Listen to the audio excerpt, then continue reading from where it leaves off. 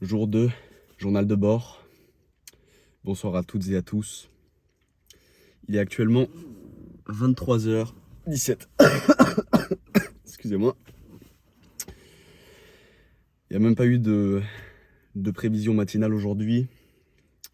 Il y avait eu un changement de plan hier. Ma journée d'aujourd'hui était censée se constituer d'une randonnée de 9h30 à 15-16h aujourd'hui. Mais il se trouve que ce matin, à 9h30, je me suis réveillé, j'étais pas bien. J'ai pas pu dormir avant 6h du matin dans la nuit précédente. Donc le 6h, 9h30, 2h30 de sommeil, ça a fait très mal. Je me suis levé, je suis reparti me coucher. Je pense que j'ai dormi jusqu'à 14-15h. Assez catastrophique aujourd'hui. J'ai voulu me mettre à travailler, j'ai essayé, malgré la fatigue, malgré l'état qui était là. Et juste après mon réveil à 15h, au bout d'une heure, 1h30, ça a commencé à aller mieux. Je sais pas, mon corps il m'a fait une feinte. Et je pensais que j'étais genre fort malade, et en fait pas du tout, parce que là, en fait, je vais super bien.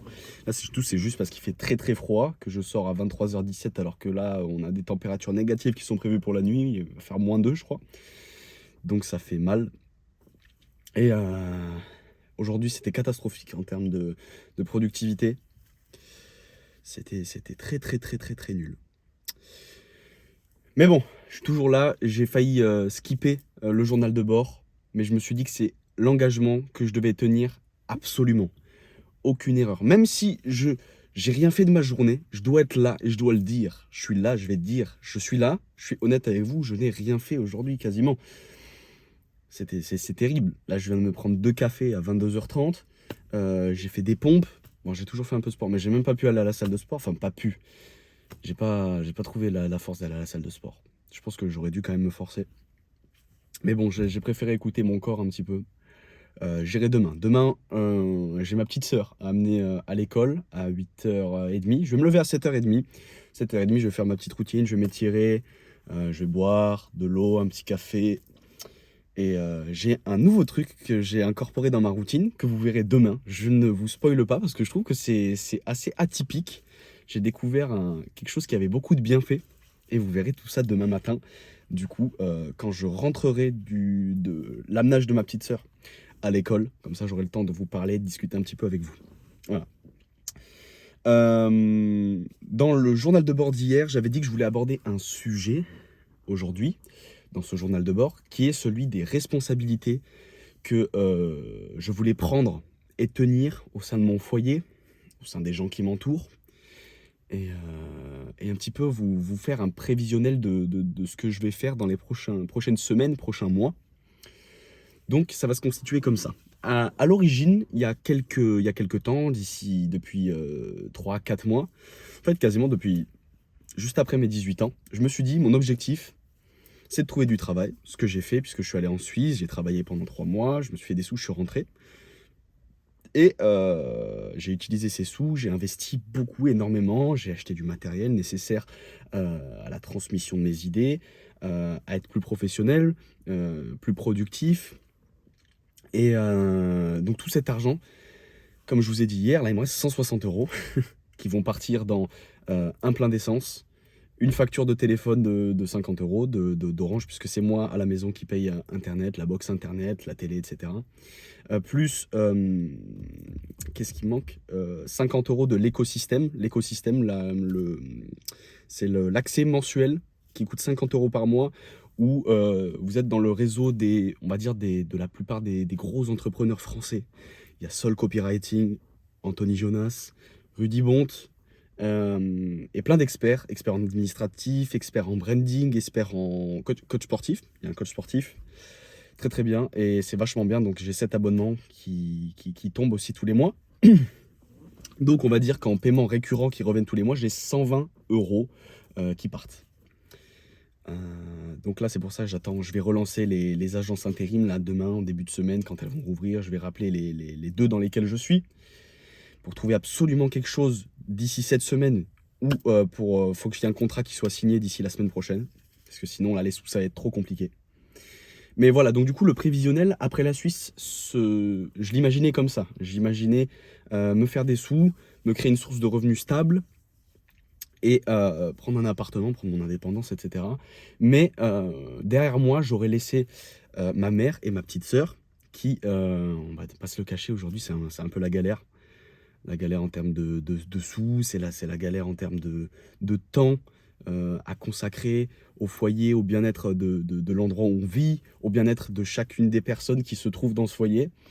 Et après réflexion, j'ai trouvé que c'était pas mature de ma part de partir, de prendre mon indépendance, de faire ma petite vie, même si bah, c'est ce que je pense 95% des gens auraient fait, même ce que ma mère aurait potentiellement souhaité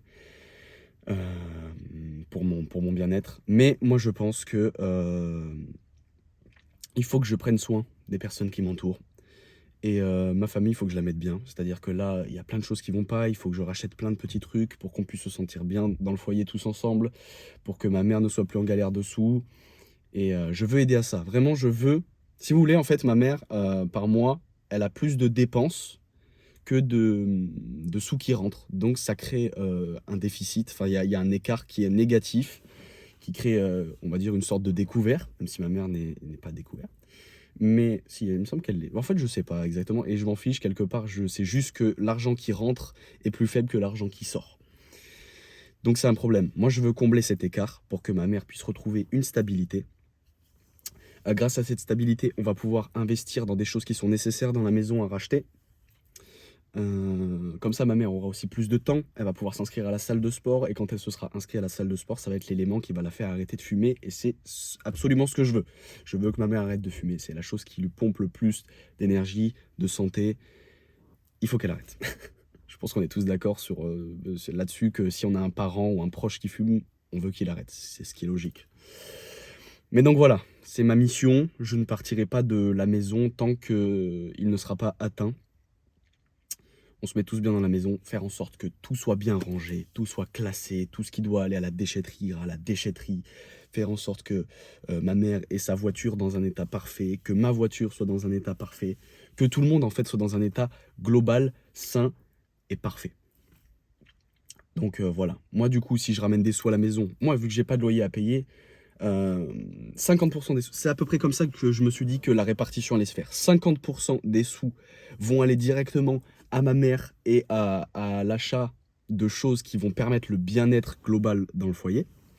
25% va partir dans des investissements quels qu'ils soient. Achat de matériel pour les vidéos,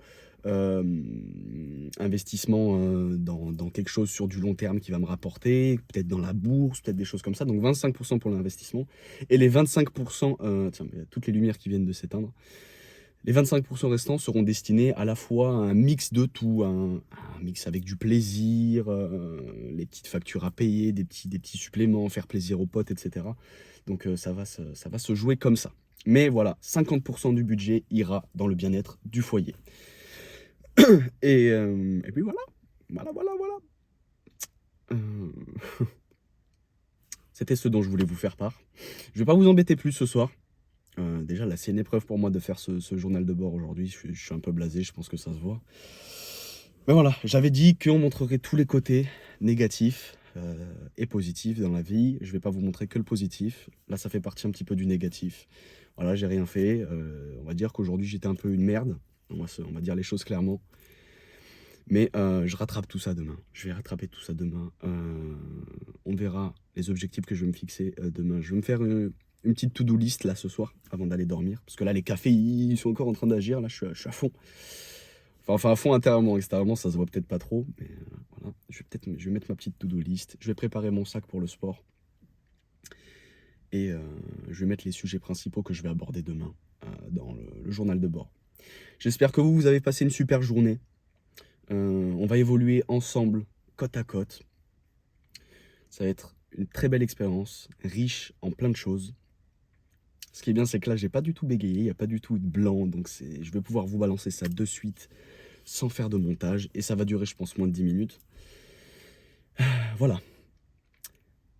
Passez une bonne nuit, passez une bonne matinée, ça dépend de à quel moment vous regardez cette vidéo, tout simplement, mais je vous souhaite le meilleur. Et je vous dis à demain. Salut!